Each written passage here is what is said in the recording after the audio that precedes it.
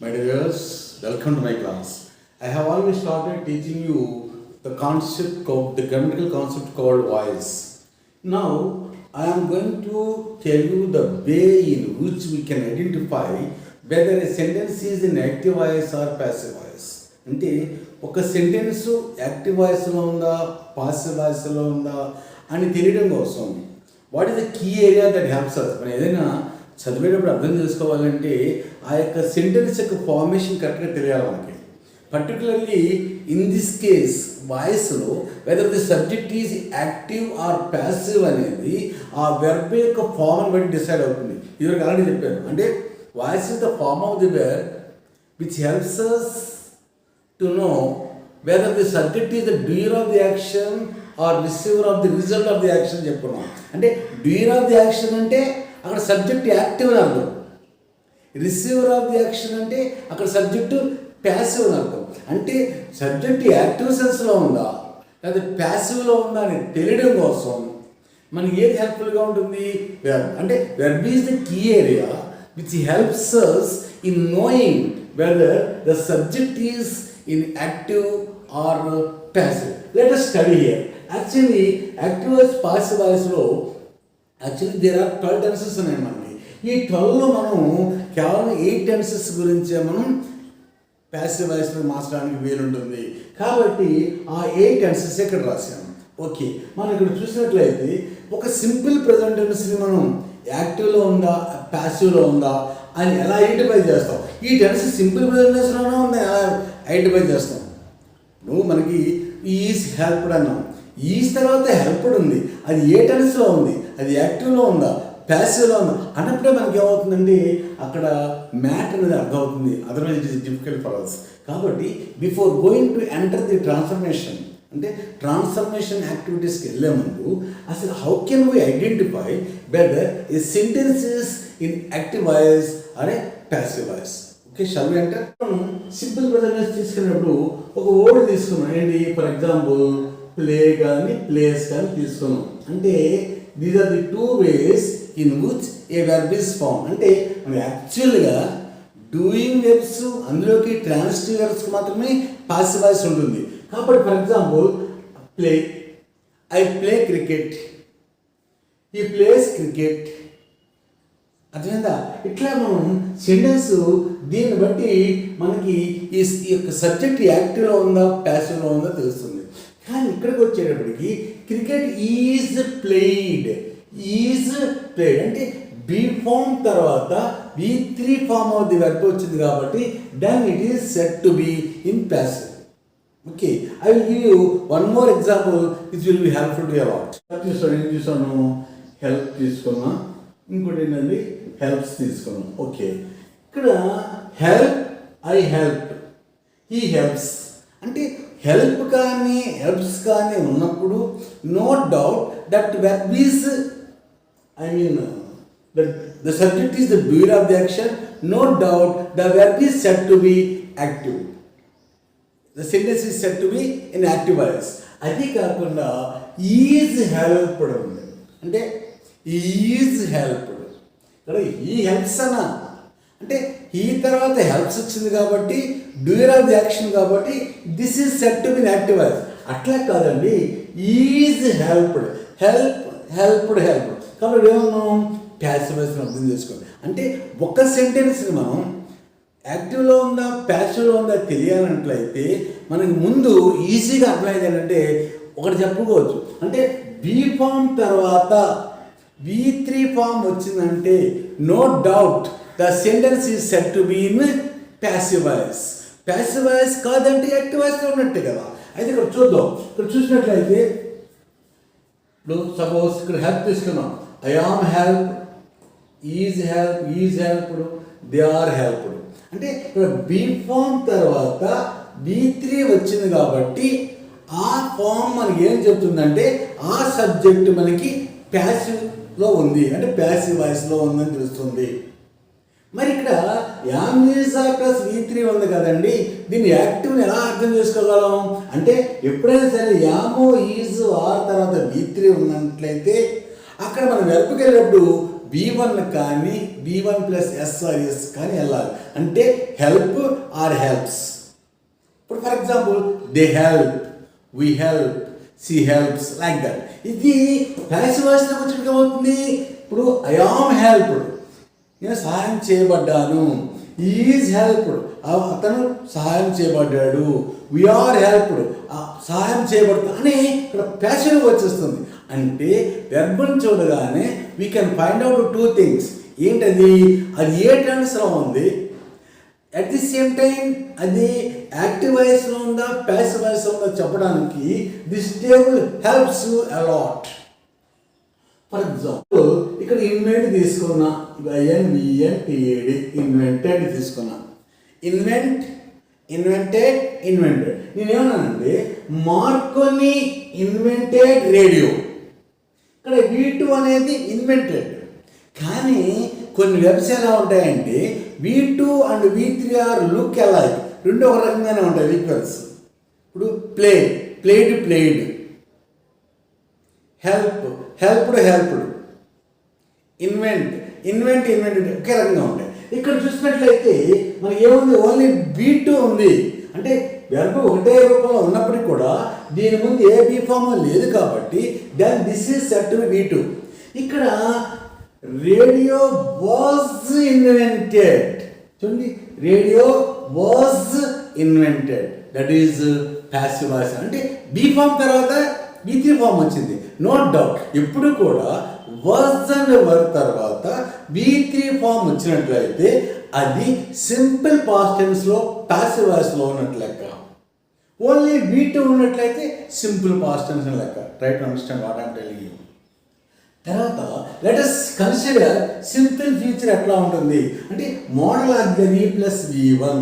Model auxiliary plus V1 అంటే అర్థం ఏంటంటే ఫర్ ఎగ్జాంపుల్ విల్ హెల్ప్ అండి.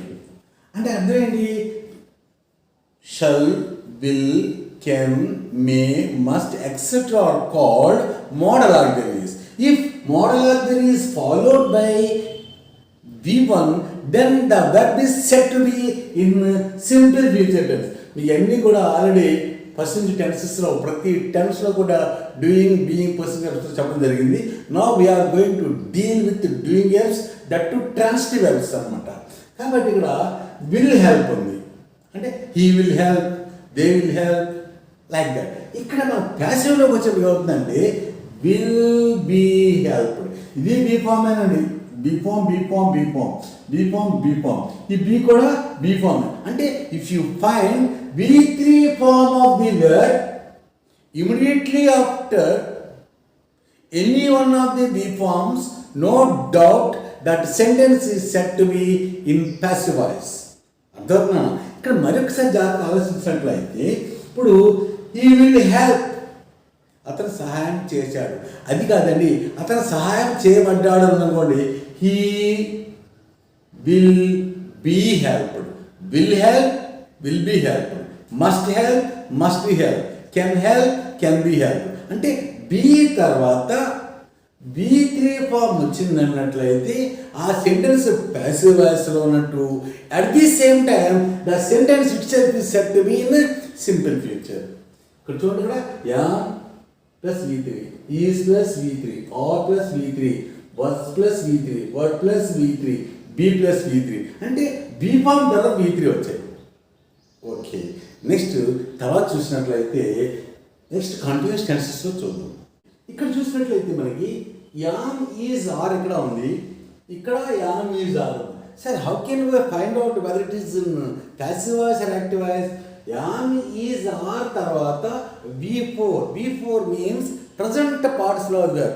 The verb which contains ing form is called present participle of the verb. అంటే verb కి ing form ఉన్నట్లయితే is helping, am helping, are helping. చూడండి, I am helping, is helping, they are helping, ing form అంటాం. కానీ ఇక్కడే ఉంది B form తర్వాత V3 ఉంది. అంటే ఇక్కడ చూసుకోవాలి ఎప్పుడు కూడా బీ ఫామ్ తర్వాత V3 ఉన్నట్లయితేనే ప్యాసివ్. ఇక్కడ బీ ఫామ్ తర్వాత ఏముందండి?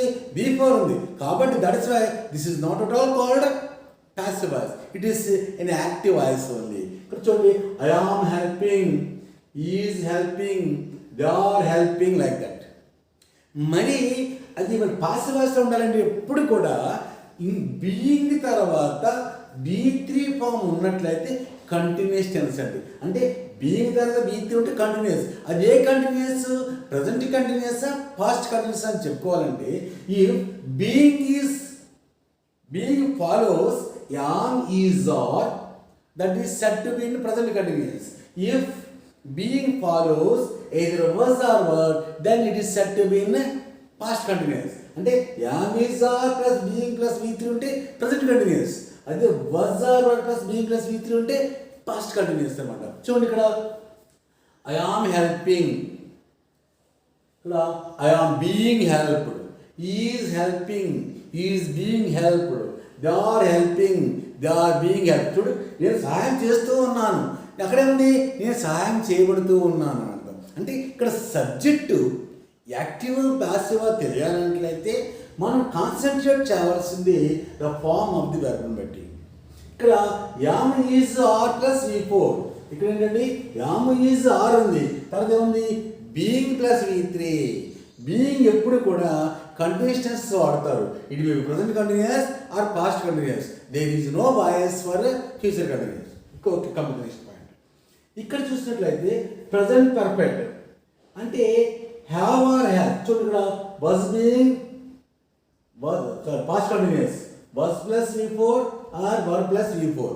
ఇక్కడ ఏముంది was plus being plus V3, were plus being plus V3. For example he was doing a work, the work was being done by him. Next, they were building a house, they were building a house was being built by them. అంటే ఈ be form తర్వాత B3 వచ్చింది కాబట్టి it is set to be in passive. తర్వాత చూద్దాం. చూడండి ఇక్కడ present perfect అని చూసినట్లయితే హ్యావ్ హ్యాజ్ ప్లస్ V3. ఇక్కడ డౌట్ వస్తుంది, ఎక్కడ V3 ఉంది మరి ఇక్కడ V3 ఉంది, మరి ఈ రెండింటికి తేడా ఏంటి? ఇది ప్యాసివ్ వాయిస్ అనకూడదా? అనకూడదు. ఎందుచేత అంటే మన రూల్ ఏంటి, ముందు ఉన్నటువంటిది బీ ఫామ్ అయితేనే మనకి ప్యాసివ్ వాయిస్ అవుతుంది.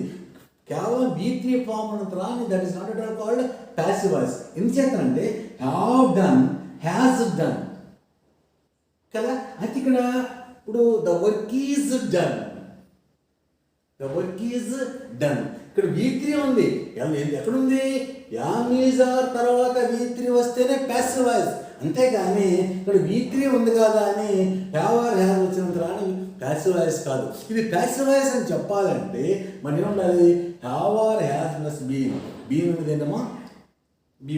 Be form plus V3. ఇక్కడ చూడండి హ్యాడ్ పాస్ట్ పర్ఫెక్ట్లో had plus V3 had done. ఇక్కడ ఏమవుతుంది? Had been done.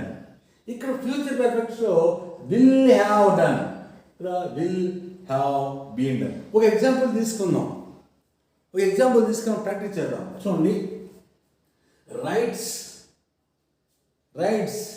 Is written or written, am written, I am written a letter, ఈ write me a letter, I am written a letter like that. Next ఇక్కడ చూసినట్లయితే wrote was written, V3 were written. Next, will write, will be written. Next only is, am writing, is writing, are writing. అంటే am being written, is being written, or being written. Next ఇక్కడ చూసినట్లయితే was writing, were writing. అంటే was being written, were being written. Next చూసినట్లయితే have written, has written. అంటే have been written, has been written. తర్వాత had written, had been written. ఇక్కడ చూస్తే modal of the plus have plus V3. ఇక్కడ will have written, will have been written. ఇంతకీ మనం చెప్పేది ఏంటంటే పాసివ్ వాయిస్ అని చెప్పాలన్నట్లయితే ఎప్పుడు కూడా V3 ముందు బీ ఫామ్ ఉండాలి. ఏముండాలి? Am, is, are, was, were, be, been, being. ఈ 8లో ఏ బీ ఫామ్ ఉన్నా ఆ యొక్క V3 ఫామ్ ముందు ఆ సబ్జెక్ట్ మనకి ప్యాసివ్ అని, దాని పాసివ్, ఆ సెంటెన్స్ పాసివ్ భాషలో ఉందని చెప్తాం. Tomorrow I will tell you steps that are to be followed while changing a sentence from active into passive. ఇంచేతంటే ఇది ఎలా అర్థం చేసుకోవాలి, ఒక సెంటెన్స్ మనం ఎలా అర్థం చేసుకోవాలి. సపోజ్ మనం చూస్తాం, చూడు, letters are engraved on stones అంటే బండలపై అక్షరాలు చెక్కబడము. చెక్కుడు ఎవడో మనకు అవసరం. దాని గురించి డీటెయిల్గా రేపు పాసివ్ వాయిస్ మనకి డే టు డే లైఫ్లో ఎట్లా ఉపయోగపడుతుంది, ఎందుకు నేర్చుకోవాలి, ఎలా అర్థం చేసుకోవాలి తర్వాత నేర్చుకుందాం. చాలా జాగ్రత్త చూడండి. టేబుల్ ఒకటి బాగా ప్రిపేర్ అవ్వండి. ఇది ఫార్మ్ ఆఫ్ ది యాక్టివ్ వాయిస్లో ఉంది, ఇది ఫార్మ్ ఆఫ్ ది ప్యాసివ్ వాయిస్లో ఉంది. ఏ టెన్స్ ఎలా ఉంటుందంటే ఇక్కడ డీటెయిల్గా రాయడం జరిగింది. Copy it and do it. Thank you very much. If you are interested, subscribe my channel, share it and like it.